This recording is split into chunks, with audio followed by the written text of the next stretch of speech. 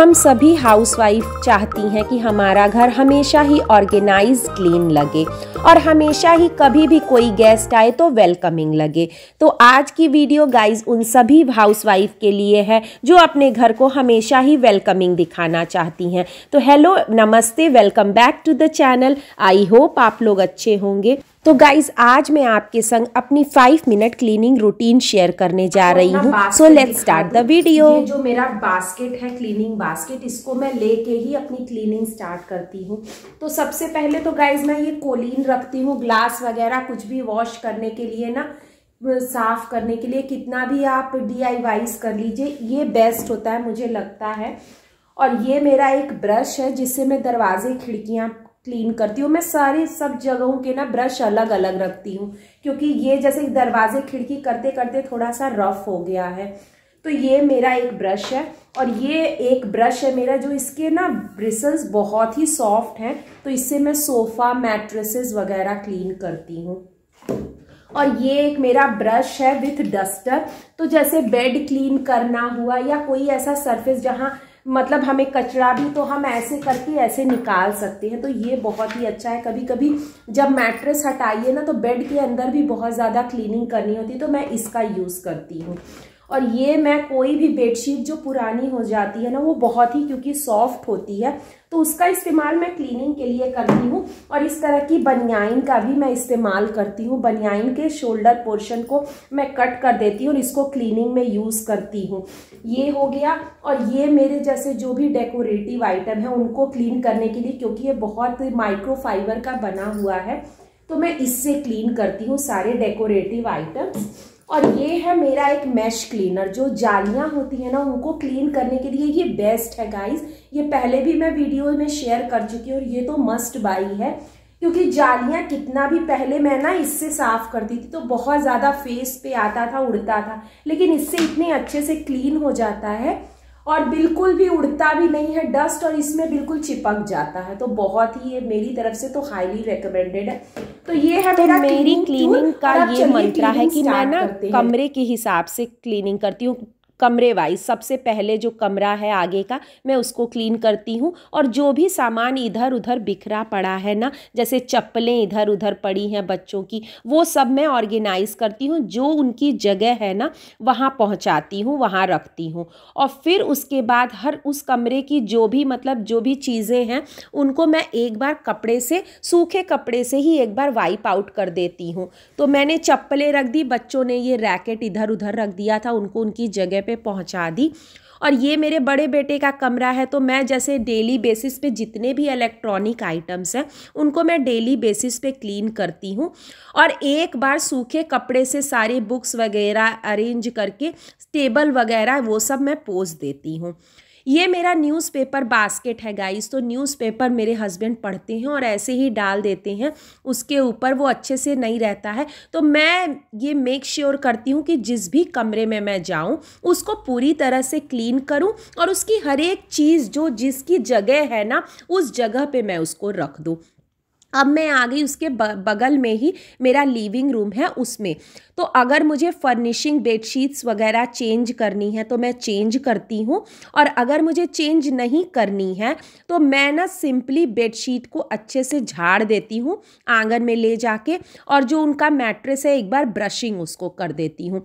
तो इस तरह से ना वो साफ़ हो जाता है और डस्ट भी हट जाती है। और उसी ब्रश से ना मैं एक बार सोफ़े को भी लगाने से पहले ना उसको क्लीन कर लेती हूँ, ब्रशिंग कर लेती हूँ। हाँ, मैं टेबल और जितने भी फर्नीचर हैं, जो भी टेबल वगैरह हैं, टीवी यूनिट है और शो पीसेस हैं, उनको मैं डेली बेसिस पे क्लीन करती हूँ। एक सूखा कपड़ा लेके मैं सूखे कपड़े से ही करती हूँ, लेकिन टेबल को मैं कोलीन डाल के साफ़ करती हूँ, क्योंकि टेबल पे हम लोग चाय कॉफ़ी रख देते हैं और डस्ट भी पड़ती है तो टेबल पे बिल्कुल सामने दिखती है, तो उसको मैं कोलीन से साफ़ करती हूँ। और बाकी जितने भी शो पीसेस हैं ना उनको मैं सूखे कपड़े से एक बार वाइप आउट कर देती हूँ। तो इस तरह से गाइस जो गंदगी है वो ज़्यादा जमती भी नहीं है और सूखे कपड़े से आसानी से साफ़ हो जाती है। तो ये मेरा जो डस्टर है इससे मैं अच्छे से क्लीन कर लेती हूँ। दीवारों पे भी और स्विच बोर्ड्स पे अगर मुझे कहीं झोल वगैरह कुछ भी दिखता है और आज जैसे मैं 5 मिनट डेली क्लीनिंग में क्या करती हूँ, मैं सारी चीज़ें हटा के नहीं पोंछती हूँ, ऊपर ऊपर से मैं क्लीन कर देती हूँ। और जिस दिन डीप क्लीन करना होता है ना, तब मैं सारी चीज़ें हटा के उनको वाइप करती हूँ।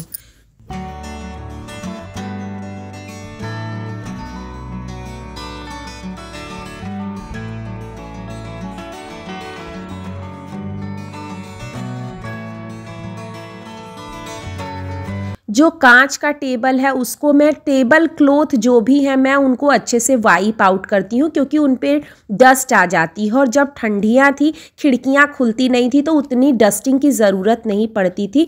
लेकिन क्योंकि अब तो धूप निकल रही है तो खिड़की दरवाजे सब खुले रहते हैं ना, तो हमें ये डेली बेसिस पे गाइस क्लीन करना पड़ता है। और लिविंग रूम को तो हमेशा ही अच्छे से क्लीन करना होता है, क्योंकि बोलते हैं ना, first impression is the last impression. तो कोई भी गेस्ट आते हैं तो वो हमारे लिविंग रूम में ही बैठेंगे, तो हमें जो आगे का कमरा है उसको तो हमेशा ही व्यवस्थित करना चाहिए।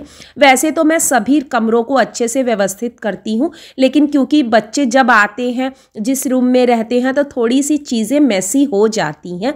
हम हमेशा रोबोटिक बन के तो रह नहीं सकते हैं, लेकिन मैं कोशिश करती हूँ कि जो लिविंग रूम है ना, वो हमेशा ही व्यवस्थित दिखे। तो इसीलिए मैं ये सब चीज़ें ना डेली बेसिस पे इनको क्लीन करती हूँ, जो भी चीज़ें हैं कि उनमें डस्ट ना दिखे।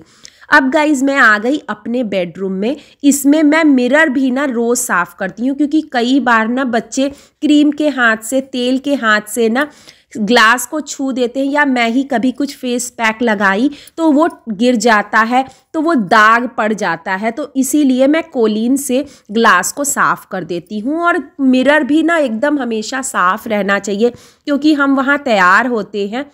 तो इसीलिए वो देखिए बीच में फेस पैक का मेरे दाग पड़ा था, जो कोलीन से अच्छे से क्लीन हो जाता है। तो बेडरूम में भी जितने भी फर्नीचर हैं गाइस, मैं उनको कोशिश करती हूँ कि उनको रोज़ ही गीले कपड़े से नहीं, सूखे कपड़े से ही अच्छे से बिना किसी DIY के उनको क्लीन कर दूँ। और जब डीप क्लीनिंग करती हूँ तो फिर मैं उनको अच्छे से किसी DIY से या फिर कोई लिक्विड सोल्यूशन से अच्छे से क्लीन करती हूँ। बच्चे जब जाते हैं तो अपनी चीज़ें, क्रीम वगैरह, बच्चे अपने से तैयार हो जाते हैं, वही बहुत बड़ी बात है मेरे लिए। तो क्रीम वगैरह, कंघी सब इधर उधर फैला देते हैं। तो मैंने जैसा कि कहा, मैं सारी चीज़ों को कोशिश करती हूँ कि वो अपनी जगह पे रहे। तो जगह पे जब सामान रहता है ना, तो हमें डेकोरेट करने की घर को ज़रूरत नहीं पड़ती है, वो अपने आप में ही व्यवस्थित और सुंदर लगता है। मैं बाहर से बहुत सारी चीज़ें खरीद के डेकोरेट करने में गाइज नहीं बिलीव करती हूँ। मैं सोचती हूँ कि जो हमारी ज़रूरत की चीज़ें हैं उन्हीं को अगर हम ऑर्गेनाइज्ड करके अच्छे तरीके से रखें ना, तो वो बहुत ही अपीलिंग लगते हैं और बहुत ही अच्छा लुक आता है। और जितनी ज़्यादा चीज़ें हम अपने घर में भर के रखेंगे, हमें उतनी ही क्लीनिंग करने में और उनको मेंटेन करने में दिक्कत आएगी। क्योंकि हमारे अभी छोटे बच्चे हैं, तो मुझे सब कुछ देखना पड़ता है, इसलिए मैं बहुत ज़्यादा टाइम नहीं दे पाती हूँ गाइज़। इसीलिए मैं कोशिश करती हूँ कि कम से कम सामान मैं घर में रखूँ और ज़रूरत की चीज़ें ही रखूँ। क्योंकि आज मैं बताई कि मुझे बेडशीट चेंज नहीं करनी थी, तो मैं बेडशीट्स को अच्छे से झाड़ दूंगी। और मैट्रेस को मैं रोज़ ही ब्रशिंग करती हूँ, क्योंकि जो भी गंदगी है वो उस पर चली आती है। वो दिखती तो है नहीं, लेकिन मैट्रेस उसको अब्जॉर्ब कर लेता है। इसलिए मैं कोशिश करती हूँ कि मैं रोज़ ही उसको ब्रश से अच्छे से क्लीन कर लूँ।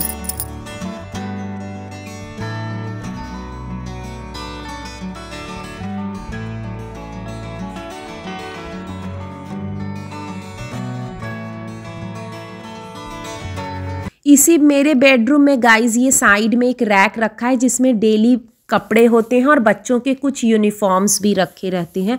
तो उनको मैं बास्केट को अच्छे से अरेंज कर रही हूँ, और इसके ऊपर मैं ये मैट रख रही हूँ कि बच्चे धूप में सेकना होता है ना, तो मैट लेके चले जाएं। और ये मैं ना शेटी के ऊपर एक बेडशीट, पुरानी बेडशीट का टुकड़ा लगा दी हूँ, जिससे कि गद्दी गंदी ना हो। अब मैं आ गई दूसरे बेडरूम में, और ये इसकी मुझे ना बेडशीट चेंज करनी थी, तो मैंने ब्रशिंग कर ली है और क्योंकि ये कमरे में ही बच्चे रहते हैं, इसी में टीवी है, तो बच्चे पूरा दिन इसी रूम में रहते हैं, तो ये रूम मेरा थोड़ा सा मैसी और गंदा ज़्यादा होता है। तो इसकी बेडशीट मैं ना हर 2 दिन पे चेंज करती हूँ।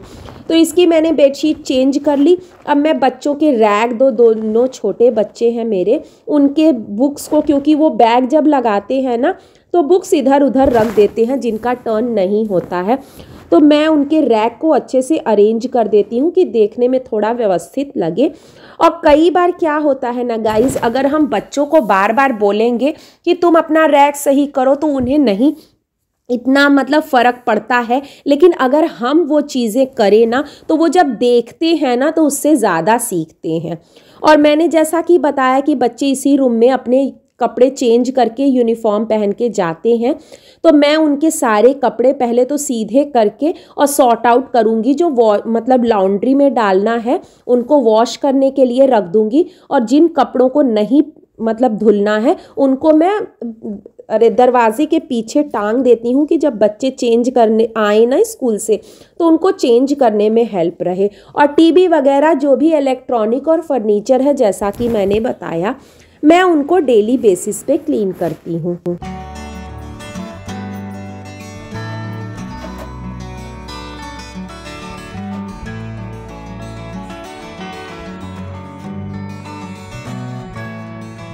तो गाइस क्लीनिंग करने के बाद अब मैं झाड़ू पोछा लगाऊंगी और इसके बाद मैं नहा लूँगी। और इसके पहले जब मैं क्लीनिंग स्टार्ट करती हूँ ना, तभी मैं किचन के कुछ काम जैसे दाल चावल में भिगो के रख देती हूँ। और अब मैं नहा के आ गई हूँ और अब मैं फ्रूट्स एंजॉय करूँगी और थोड़ी सी धूप भी, विटामिन डी लूँगी, धूप सेकूँगी। तो ये था मेरा गाइस आज का व्लॉग। आई होप आपको वीडियो अच्छी लगी होगी। अगर वीडियो अच्छी लगी तो लाइक कर दीजिएगा, और अगर मेरे चैनल पे नए हैं तो सब्सक्राइब करना बिल्कुल मत भूलिएगा। तब तक के लिए मिलते हैं नेक्स्ट व्लॉग में। तब तक के लिए स्वस्थ रहिए, मस्त रहिए, and thank you for watching. Bye.